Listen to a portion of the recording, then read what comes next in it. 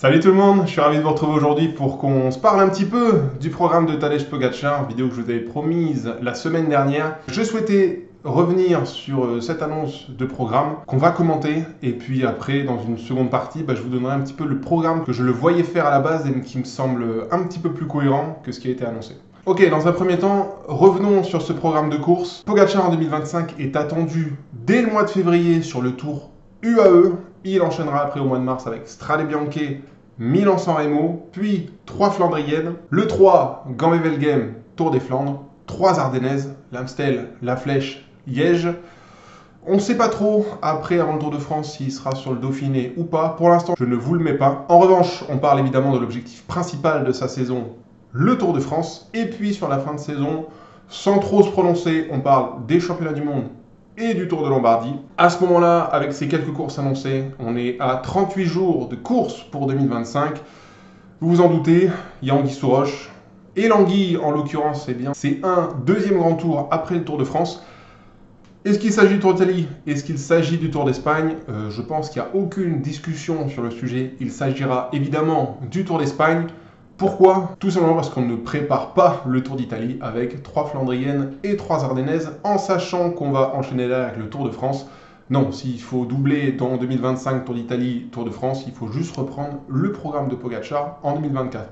Donc non, en 2025, à mon avis, l'objectif principal sera de doubler Tour de France, Tour d'Espagne. Et à ce moment-là, on est donc à 59 jours de course. Maintenant, rentrons un petit peu dans le détail de ce programme.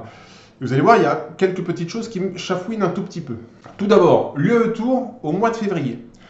On va pas se mentir, sur le plan préparatoire, ça n'a aucun intérêt. Pogačar a plus intérêt au mois de février à être en stage en altitude.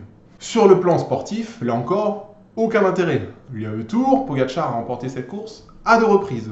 L'intérêt est donc évidemment d'abord politique. Je ne rentre pas dans le détail, mais vous avez compris, Pogačar, c'est le leader de la team UAE. À l'UAE Tour, voilà, faites les connexions vous-même. Et l'intérêt sera également potentiellement financier, mais d'avis que Pogačar va prendre un bon petit paquet de pognon avec sa présence à l'UAE Tour au mois de février. Ensuite, Strade Bianche, Milan-San Remo, je ne reviens pas dessus, c'est un début de saison similaire à celui de 2024. Ça avait très bien marché pour lui, ça marchera à nouveau en 2025. Maintenant, il faudra claquer Milan-San Remo, mais on en parlera plus tard. Et puis maintenant, on rentre un petit peu dans le sujet qui me dérange un peu dans cette annonce. C'est la présence des Flandriennes, pas une ni deux, mais bien 3. Le 3, Gambé-Velgem et Tour des Flandres. Alors on va imaginer que le 3 et Gand, c'est surtout pour se préparer au Tour des Flandres. Alors effectivement, je serais ravi que Pogačar soit au départ du Tour des Flandres 2025. Maintenant, ça fait beaucoup, parce que là on est quand même en train de nous faire croire qu'en 2025, Pogačar va viser Milan-San Remo, le Tour des Flandres, les 3 Ardennaises, puis après il va viser le Tour de France, le Tour d'Espagne, les championnats du monde, le Tour de Lombardie. Enfin, vous avez compris, on court un petit peu tous les lièvres en 2025 chez UAE avec Pogačar, et c'est un jeu dangereux sur lequel je reviendrai juste après. Les 3 Ardennaises, ça me choque pas plus que ça, même si 3 ça me semble quand même beaucoup. Triplé Amstel, Flèche, Liège, dans potentiellement des conditions météorologiques très difficiles. Ça peut vous bouffer énormément d'énergie pour le Tour de France au mois de juillet, donc danger. Personnellement, je n'aurais mis que Liège, mais bon, pourquoi pas. À ce moment-là, on sera à 15 jours de course. Ça fait quand même déjà beaucoup de courses prestigieuses et difficiles à encaisser. Et on imagine qu'après, il y aura Tour de France, Tour d'Espagne, 42 jours de course, 2 fois 3 semaines de course. Là, ça va être très dur pour le moteur. Et puis derrière, on imagine encore qu'il fera championnat du monde, Tour de Lombardie. Voilà. Personnellement, je trouve que ça fait beaucoup trop d'objectifs sur une seule même saison. Alors, 59 jours de course, ça semble pas beaucoup sur une saison, ça semble même assez raisonnable. Par contre, voilà, Pogačar commencerait en février, terminerait mi-octobre. Ouais, tout Pogačar qu'il est, attention, tous les moteurs s'usent. Et peut-être qu'il faudrait être un petit peu plus prudent. À cela, j'ajoute qu'il semble y avoir qu'une seule période de préparation, à savoir de stage, qui semblerait être vers mai, juin, quelque chose comme ça. Seul blanc dans sa saison. Mais voilà, l'idée que j'en ai, c'est que Pogačar et UAE semblent vouloir jouer sur absolument tous les tableaux et courir tous les lièvres.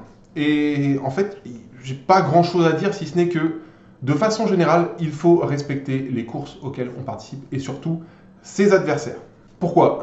Il y a un monde où Pogačar est battu par Van der Poel au Tour des Flandres. et un monde forcément où Pogačar est battu au Tour de France par Vingegaard. Pogačar s'éparpille en objectif, Van der Poel il va se concentrer uniquement sur les Flandriennes, Vingegaard va se concentrer uniquement sur le Tour de France dans un premier temps. Voilà, ça semble être un programme très alléchant comme ça sur le papier. On sera tous ravis de voir Pogačar sur les Ardennaises, les Flandriennes, le Tour de France, tout ça et tout. Mais si on se range un peu plus du côté de Pogačar, on peut se demander pourquoi vouloir tout ça. Ça aurait été peut-être plus intelligent de reproduire ce qui a été fait en 2024 et de mettre les Flandriennes de côté une année supplémentaire pour y revenir plus tard. Et en vérité, de mon côté, j'avais imaginé un programme peut-être pas forcément plus allégé, mais plus réfléchi, plus axé course par étape, et on lui laissait quelques classiques à droite à gauche, parce que Pogačar aime courir des classiques. Mais les Flandriennes, ça me paraît encore une fois bien dangereux. Et pour ça, j'avais imaginé les grands axes de sa saison à travers 3 courses. Le Tour de France et le Tour d'Espagne en fin d'année, encore une fois parce que l'année 2025 semble être l'année parfaite pour doubler et Tour de France et Tour d'Espagne.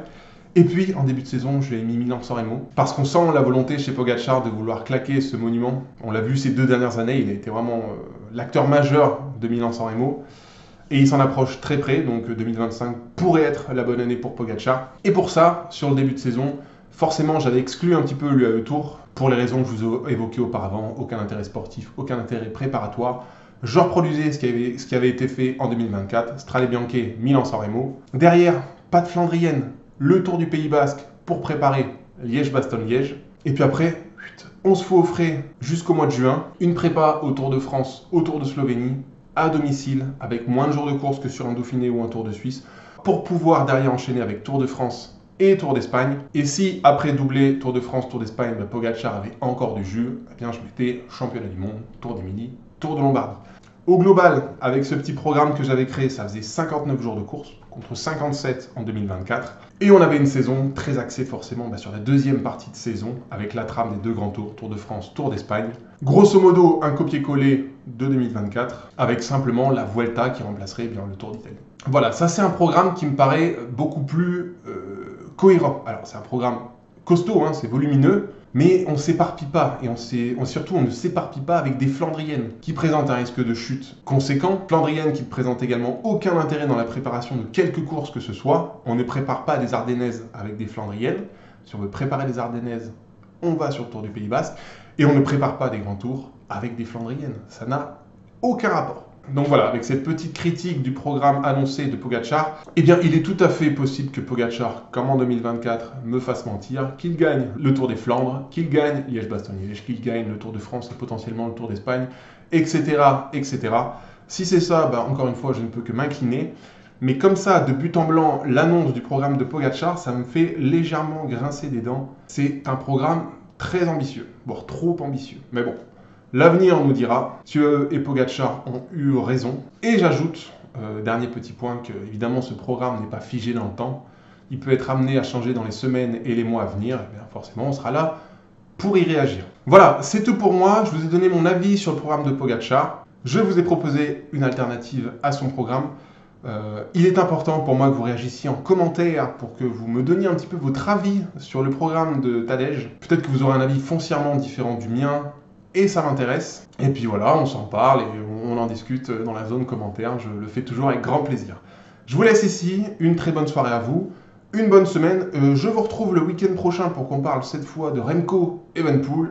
Bonne soirée et à très vite. Ciao.